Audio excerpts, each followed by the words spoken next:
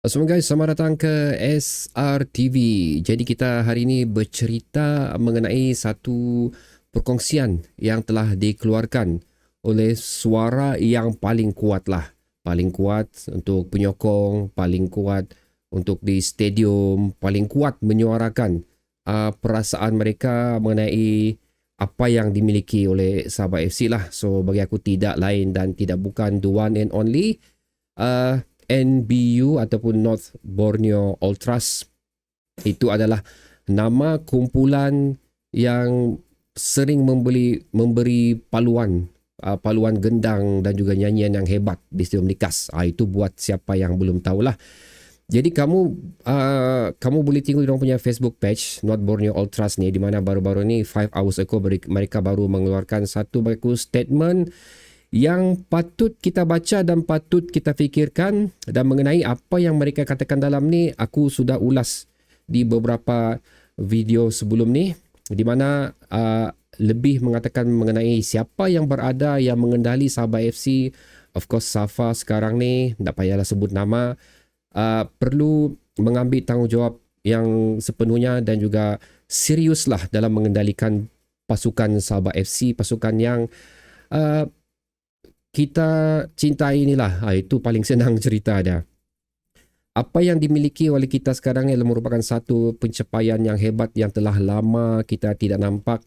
Kalau kamu mau tanya pendapat aku, for me, tahun 90-an adalah tahun yang terbaik untuk Sabah FC lah. Selepas tu memang cukup lama kita tidak melihat sesuatu yang boleh kita enjoy dan juga banggakan seperti ini. Dan selepas beberapa isu yang telah terjadi untuk Sabah FC, dan baru-baru ni pemergian OKS meninggalkan Sabah FC, benda-benda macam tu seolah-olah ia mengulang kembalilah sejarah Sabah FC. Apabila kita sudah berada di puncak, mesti ada satu benda yang terjadi, dalaman especially ataupun individu, dan membuatkan Sabah kembali menjunam prestasi Sabah FC. Tapi persoalannya sekarang, adakah apa yang terjadi dengan Sabah FC ni akan membawa kita kembali ke era atau zaman tersebut? Itu yang menjadi persoalan untuk kita semualah. Dan itulah juga yang aku katakan pada video sebelum ni, di mana bagi siapa-siapa yang mengemudi Sabah FC ni harus, again, ini aku ambil tajuk daripada North Borneo Ultras juga, ambil tanggungjawab, ambil serius dengan perancangan pasukan Sabah FC ni. Lebih kurang macam tu. Jadi di sini aku akan bercerita mengenai kamu apa yang telah dikongsikan oleh mereka. Mereka dah mengatakan di sini bahawa NBU mengambil langkah untuk tidak mencampuri urusan dalaman pada waktu itu. Masalah yang kita alami sebelum ni, gaji apa semua tu, kerana ingin memberi tumpuan dalam perlawanan mana suatu dalam perlawanan mendatang. Hanya memberi peringatan jalan time tu. Pasal kalau kamu ingat, NBU ada membuat bilang orang macam gerakan lah pada masa tu. Adalah benda-benda yang mereka laungkan untuk pengurus Sabah FC, pengurus Safa ni. So kalau anda ingatlah benda tu. Akan tetapi desas-desus pergeseran ini semakin membimbangkan meskipun pasukan memberikan keputusan yang sangat positif sejak 4 perlawanan terakhir. So komitmen dan keserasian ini seolah-olah menuju jalan yang gelap, seperti mana aku katakan tadi, apabila berita penolakan penyambungan kontrak ketua jurulatih Sabah FC, OKS. So ini mengejutkan penyokong lah, walaupun kita berada di tangga ketiga. So mereka katakan situ, apa puncanya? So inilah benda yang persoalan dia tu, yang ada tanda soal tu. Inilah benda yang aku ingin bercerita di sini. Kerana bukan NBU saja yang menyuarakan benda ni, even aku sendiri pun sudah menyuarakan benda ni juga. Anda di video tersebut yang aku menyuarakan aku punya isu tu, anda juga menyuarakannya di ruang komentar yang telah di video tersebut tu lah. Okey, apa puncanya? Pengurusan syok sendiri. So ini adalah benda yang besar untuk diperkatakan kerana ia melibatkan banyak individu, dan individu tersebut juga sering kali bertukar tangan. Itu boleh aku katakan di sini.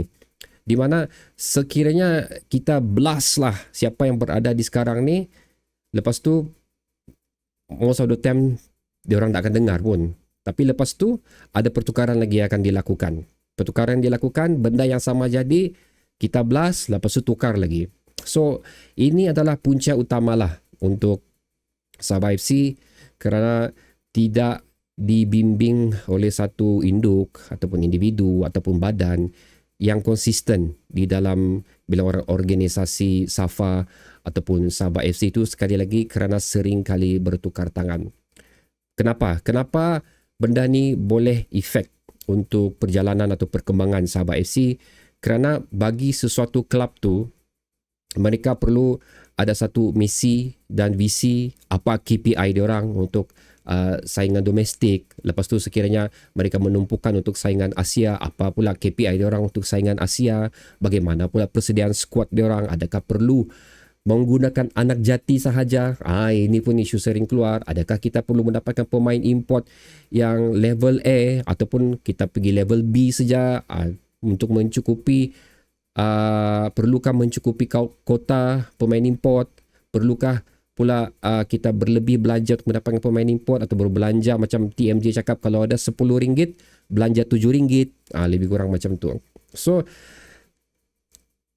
pasal shock sendiri ni aku tak boleh rungkaikan sepenuhnya pasal aku bukan macam dulu. Kalau dulu aku ada connection dengan orang dalam, sekarang ni aku tidak ada sudah, tapi aku mempercayai apa yang dikatakan oleh NBU ni. Pasal NBU ni adalah individu yang betul-betul bagi aku diorang ni mengetahui sangat secara mendalam apa yang dialami oleh Sabah FC. Jadi pengurusan shock sendiri bagi aku itu adalah isu sebenarnya pertukaran tangan yang sering kali berlakulah, di mana pada sebelum ni contoh bukan aku membenci mana-mana individu sekalipun, tapi 2 musim sebelum ni kita berada dalam satu prestasi yang cukup bagus. Selepas tu rombakan besar-besaran dilakukan, di mana individu yang sering kali kita contohlah dari segi media, dari segi media, pengurusan, CEO, apa semua tu telah mengurus Sabah FC ni dengan cukup bagus. Tapi selepas itu diganti. So the thing is right now, bilang orang, if it's not broken, why you need to fix it? Lebih kurang macam tu. Lepas tu, kalau sekiranya perlu ada perubahan pun, perlukah perubahan tu dilakukan secara drastik? Yang kita nampak sendiri memberi perubahan, macam mana perubahan especially dari segi penyokong yang hadir ke stadium memberi impact kepada kita semua ni. Itu benda-benda yang obvious lah kita boleh nampak. Dan of course satu kali lagi adalah perkongsian cara pengurusan untuk cuba mendekati dengan peminat. Itu pun menjadi isu sekarang ni lah, tidak seperti mana yang kita lihat sebelum ni. Seterusnya adalah pengurusan membelakangi OKS dalam membuat keputusan kepada pasukan.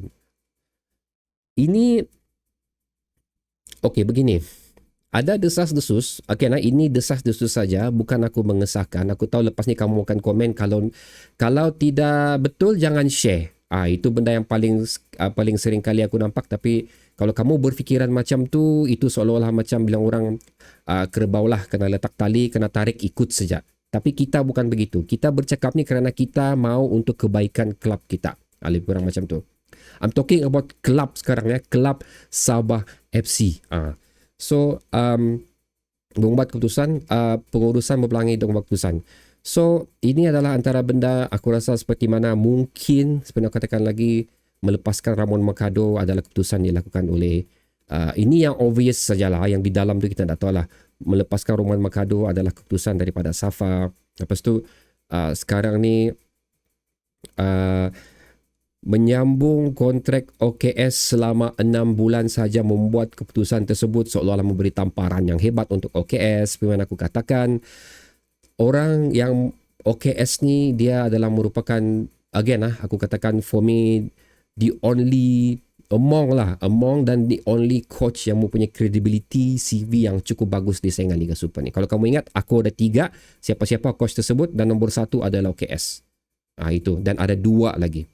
So untuk dia dilayan dan diberikan benda sedemikian adalah merupakan bila orang satu tamparan yang hebat untuk OKS lah. So ini juga mungkin memberi efek tentang keputusan OKS untuk tidak bersetuju dengan kontrak tersebut, membuatkan beliau memilih untuk meninggalkan Sabah FC. kenapa dia tidak mau stay untuk sampai April? Kenapa tidak menyambung saja, perjuangkan saja apa sakit-baki perlawanan ni, lepas tu leave, tinggalkan Sabah FC. Ciao. Okey, bagi aku ada dua benda lah. Satu ialah kemungkinan besar sekiranya OKS meneruskan perjuangan sama Sabah FC, kemungkinan besar isu dalaman yang mungkin telah sedia ada ni kembali mengganggu Sabah FC, ataupun mungkin ada isu terbaru lagi yang bakal mengganggu Sabah FC yang membuatkan kemungkinan besar sakit-baki perlawanan Sabah FC ni tidak mendapat keputusan yang kita inginkan. So, merosakkan reputasi klub, merosakkan reputasi OKS. Kalau aku pun aku rasa better aku buat macam tu. Pasal aku sekarang ni berada dalam satu kedudukan yang cukup bagus sekarang ni. Itu satu benda lah. Kedua, kita tahu TMJ sekarang dalam proses untuk membuat satu revolusi baru untuk FAM, revolusi baru untuk pasukan international kita, baik senior squad, junior squad, dan TMJ sekarang ini tengah membuat Avenger team di dalam pasukan tersebut. Ini telah aku kongsikan pada video sebelum ni lah. So, OKS adalah antara individu yang ada di dalam senarai TMJ. Tapi selain daripada tu, ada juga cerita mengenai OKS akan ke Indonesia lah untuk join liga sana. Tapi itu rumours yang kalau boleh dalam list tu, TMJ tu adalah rumours yang paling atas lah, baru disusuli dengan mungkin rumours-rumours yang lain tu. Dan seterusnya, of course, seperti mana Docs katakan juga, ialah selagi khidmat beliau diperlukan. So maksud dia, kalau 6 bulan saja kontrak tu disambung, so maksudnya memang tidak ada keminatan yang sepenuhnya kepada OKS lah, yang menunjukkan tidak ada minat, tidak memerlukan OKS. Lebih kurang macam tu. That is why kenapa juga OKS, kenapa aku rasa kenapa OKS membuat benda-benda yang sedemikian. Lepas tu perancangan luar pengetahuan di OKS. So ini kita boleh sekalikan dengan persoalan pertama tadi, itu pengurusan Syok sendiri. Kerana di dalam satu organisasi, di dalam satu klub yang melibatkan banyak individu, sepatutnya keputusan yang dilakukan adalah melibatkan individu-individu yang terpenting di dalam klub ni. Yang pengurusan-pengurusan yang atas padang perlu bersatu untuk membuat satu keputusan yang dipersetujui oleh semua. So, perancangan di luar Ong Kim Sui ni adalah merupakan mungkin benda yang Ong Kim Sui tidak suka dengar, tidak mahu lakukan. Aku pertama adalah cerita anak jati ni. Again, aku tiada isu untuk anak jati apa semua. Aku pun mahu juga melihat anak jati beraksi di saingan pentas Liga Super ni mewakili kelab Sabah FC. Again aku cakap kelab di sini, bukan negara, bukan pasukan bola sepak negeri Sabah, tapi kelab Sabah FC. Ada beza tu, kamu kena betul-betul hadam dua benda tu. Membuatkan OKS tidak ataupun kurang bersetuju kerana seperti mana kita sendiri tahu, untuk kekal berada di saingan Liga Super, berada di kelompok ketiga, of course kalau main lagi perlawanan Asia, memerlukan satu skuad pendaftaran 32 orang kalau aku dah silap. 32 orang dalam kelab, dalam pendaftaran pemain tu perlu berfungsi dengan sehabis baik sekiranya aim kita adalah untuk menjadi pencabar di saingan Liga Super. Tapi kalau aim kita hanya untuk menjadi pelengkap jadual, that's another different story, dan itu mungkin yang OKS tidak mahukanlah untuk Sabah FC ni. Kerana sekali lagi, OKS bukan coach yang sesuai untuk persaingan tersebut. OKS ni sesuai untuk klub yang mempunyai persaingan VC yang cukup tinggi, seperti yang dimiliki oleh of course JDT dan juga Selangor lah di dalam persoalannya sekarang ni. Tapi untuk Selangor pula guys, itu adalah rumorsnya, itu adalah benda yang sudah dijawab. Selangor tidak akan menggunakan khidmat OKS kerana Selangor telah mengumumkan mereka telah mempunyai coach terbaru mereka.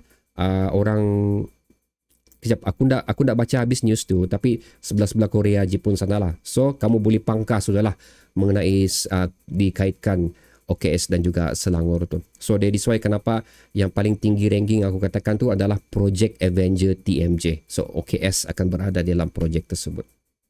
Okay, cerita anak jati tadi itulah. So again, bukan aku memperlekehkan anak jati kita apa semua bakat-bakat yang ada, tapi kamu tengok sajalah di saingan mereka tu di mana mereka berada. Ada juga mengatakan kalau tidak diberi peluang, macam mana untuk mereka bangkit. Peluang di depan mata sudah, peluang mereka adalah di saingan mereka sudah. Di situ mereka perlu buktikan. Memang itulah dia punya cara kenaikan dia. Kalau kita follow mana-mana liga sekalipun, diorang ada junior squad. Junior squad tu siapa yang beraksi baik akan dimasukkan ke senior squad. Itu apa yang telah berlaku lah. Kepada yang berkenaan pesanan MBU adalah pengurusan ambil tanggungjawab dan sila letak jawatan anda serta serahkan kepada mereka yang mempunyai jiwa dan semangat pengurusan bola sepak sebenar.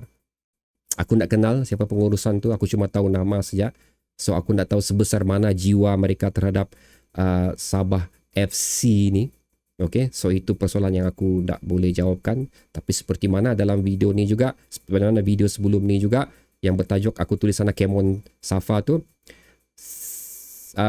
siapa yang bakal mengisi di kerusi yang ditinggalkan OKS ni adalah penentu di manakah keseriusan mereka untuk perjalanan Sabah FC seterusnya. Dari situ adalah keputusan yang perlu dibuat dengan bijak oleh mereka, perlu dibuat dengan teliti oleh mereka, kerana sekiranya keputusan tersebut tidak menepati apa yang kita mahukan, di situ kita dapat jawapan dia lah, di mana hati dia orang terhadap Sabah FC ni. So again guys, aku buat video ni bukan untuk menambahkan api lagi untuk membenci siapa-siapa yang berada di dalam organisasi tersebut, tapi bagi aku, again, I will back up any decision that they made, walaupun aku rasa benda tu macam bukan dalam hati aku, tapi again, keputusan tu perlu bijak lah, kerana ia menggambarkan diri anda yang berada di sana tu. So okay guys, itu saja perkongsian aku. So mau dekat 20 minit video ni, minta maaf kerana actually banyak lagi yang aku mau cakap lah, yang perlu aku kongsikan kepada kamu supaya kita semua sedar benda ni, apa yang berlaku sekarang ni di Sabah FC ni. So sila letakkan pendapat kamu di ruang komentar di bawah. Berjumpa lagi pada video seterusnya guys. Assalamualaikum.